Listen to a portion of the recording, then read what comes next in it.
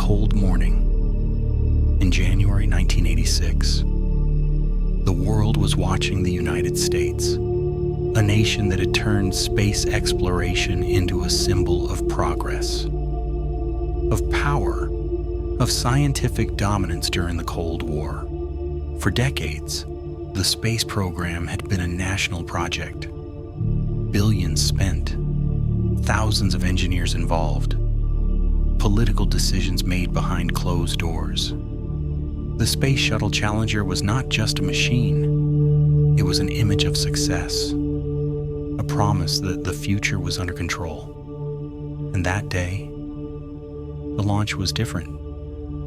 For the first time, not everyone on board was a professional astronaut. There was a teacher placed on the mission so the world could see that space was no longer reserved for a few. Millions of children watched the launch from their classrooms. It was a day of hope, of inspiring images. And yet, something was not right. The temperature had dropped to levels never tested before. A cold that did not appear on screens, a cold that did not fit into speeches, and elsewhere, far from the cameras, some people knew. Engineers who had worked for years on the program. They knew that small components, even if they seemed insignificant, could not withstand that kind of cold. Thin rubber seals, if they froze, they could fail. And if they failed, what followed would be uncontrollable. The night before the launch, they spoke. They presented numbers, test results, warnings. They said launching under these conditions was dangerous. They said delay was the safer option.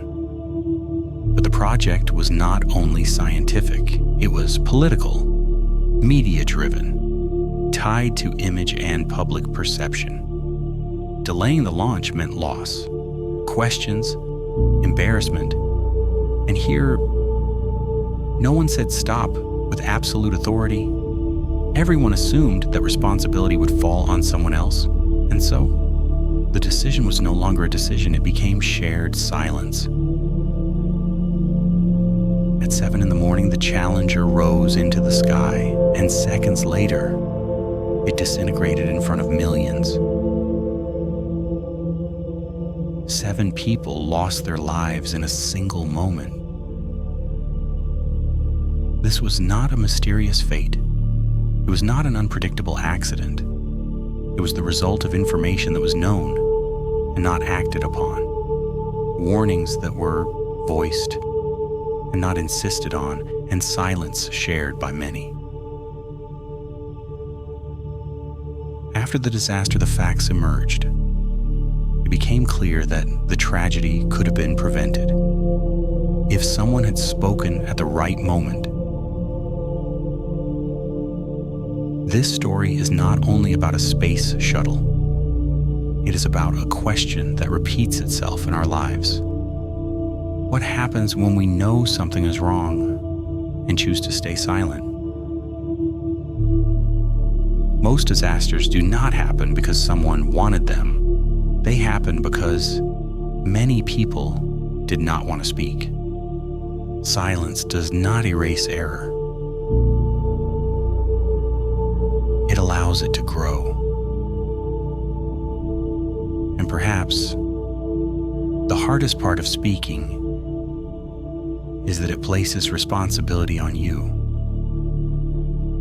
But the most dangerous part of silence is that it spreads responsibility to everyone. Take the lesson.